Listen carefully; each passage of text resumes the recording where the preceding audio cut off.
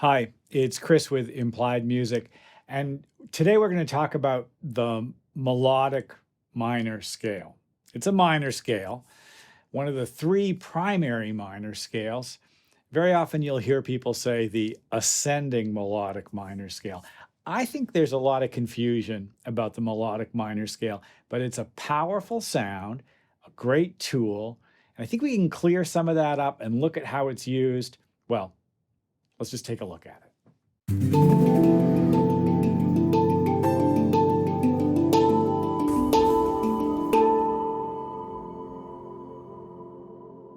Almost every young piano student learns to play major and minor scales. You may learn the conventional major scale, and you might be exposed to three different minor scales. The three different minor scales are the natural minor scale, which is really just the sixth mode of the major scale, A to A in the key of C, for instance. But two of them have little variations. The harmonic minor scale, which we won't talk about today, but is very useful, raises the seventh step so that the five chord in minor is dominant. It has a major third. The melodic minor scale, especially as it's taught to young piano students and young music students learning their scales, has a raised sixth and seventh degree from the natural minor as you play it ascending, but it goes back to the natural minor as you play it descending. Let's take a look at how it looks on the screen. And this is how it's generally taught. I think it leads to a lot of just unnecessary confusion because honestly, we don't use it this way. The scale, the minor scale itself, as the sixth mode of an ascending major scale, is just the same notes as the C. But we really like to be able to have the G sharp so that we can go leading tone to get home. It's a sort of a mainstay of functional harmony. You can see that the G sharp here isn't in the natural ascending scale. It's not the worst thing in the world. In fact, we make an adjustment for it. The ascending harmonic minor scale just raises that seventh degree. And that raised seventh degree gives you a really nice sound.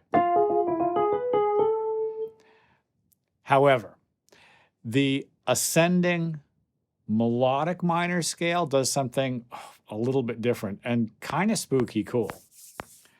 So there's the minor third, fifth, that's an F sharp, a G sharp, and then you're back home again. Now, as it's generally taught, we come back down the natural minor scale. And I don't know if you can see it, but F sharp and G sharp on the way up, that's the raised sixth, raised seventh, or you might just say major sixth, major seventh. And on the way down, minor seventh, minor sixth. Well, it's led to a lot of just general confusion, I think. I learned to play this scale like so. Major on the way up, minor on the way down. And you know what? It's a very academic argument to say it should be minor on the way down. And I don't even want to dignify it by talking about why people thought it might be useful to do that, because it's just not the way the ascending or the melodic minor, the ascending melodic minor is really the only part of the melodic minor that we're really interested in using. So as we talk about the really unique things the ascending melodic minor has going for it, I think the first thing we have to notice is beginning at the minor third, suddenly we have a run of whole steps. Pretty unusual, and what it leads to is a kind of a spooky sound. It's really quite beautiful.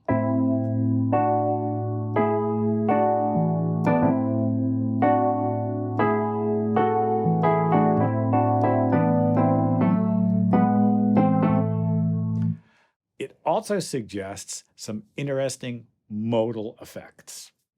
when I say modal effects, what I mean is let's build a scale that starts on a different note than the A, in this case, the 1, and see what kind of sonority we can get out of it. As an example, what if I begin on the 5th step of the A ascending melodic minor scale?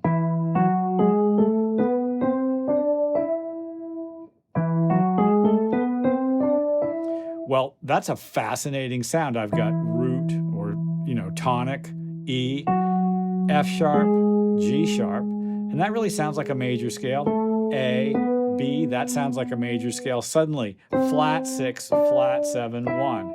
And honestly, a great sound for almost any dominant chord.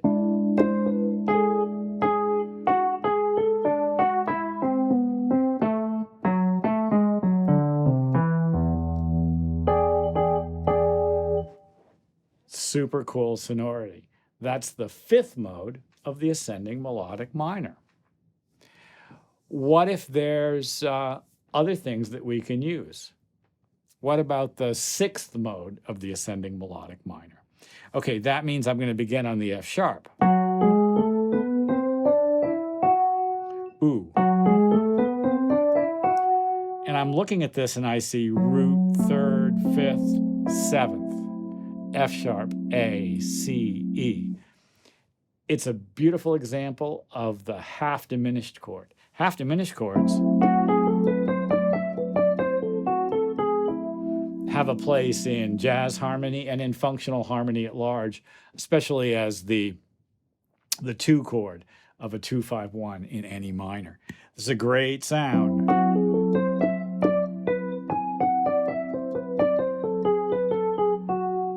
Beautiful dark sonority. Well, we did the 5th mode of the ascending melodic minor, the 6th mode. Let's look at the 7th mode. So the 7th mode of the ascending melodic minor has some possibilities as well, and it's certainly an interesting one. This means I'm going to start on G sharp.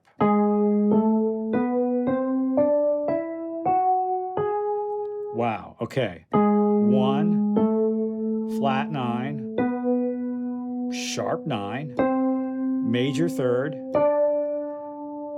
flat 5, or maybe raised 4, I can't tell, flat 6, sure, 7, 1. Well, that suggests a G sharp dominant sound without a 5th. I don't know what the 5th is exactly. I guess it might be a raised 5th.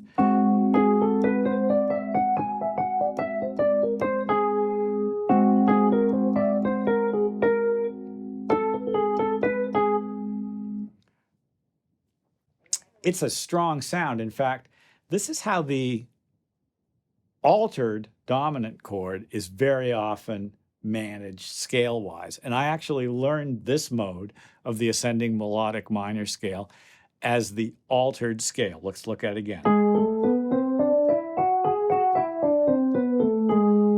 Beautiful sound.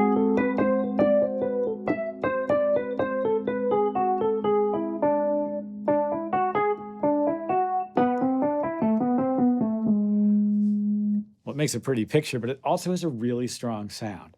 Now, what this means for us as musicians or composers is that depending on the kind of chord sonorities I choose, I may be able to inject new modes of the melodic minor into those chords.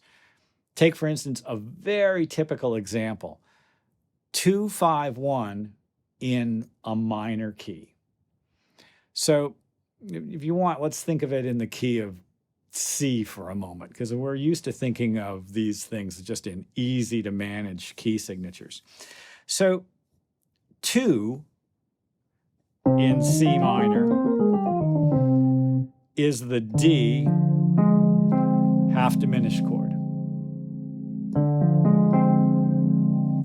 5 in C minor is an altered chord of some kind, G7, and there may be any number of alterations. Could be a major 3rd and a 7th, and then we could have a flat 13th and maybe a raised 9 or maybe a flat 9.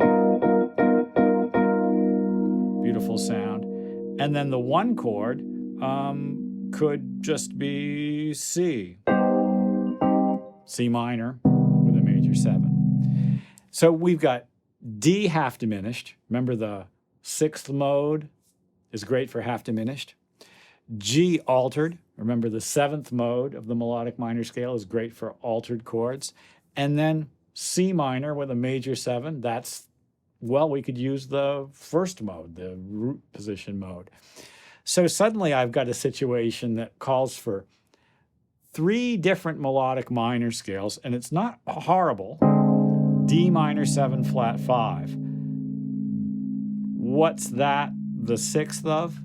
F ascending melodic minor. F ascending melodic minor from D to D. F ascending melodic minor from D to D. Good. Now it's time for G altered. I'll play it like so. And I'm going to use A flat ascending melodic minor from G to G.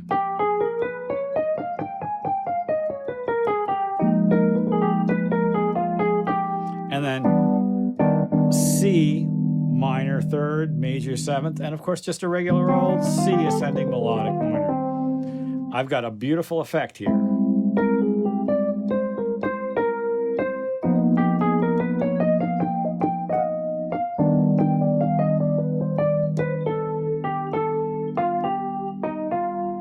Let's do it again. 2, 5, it's altered. And then 1.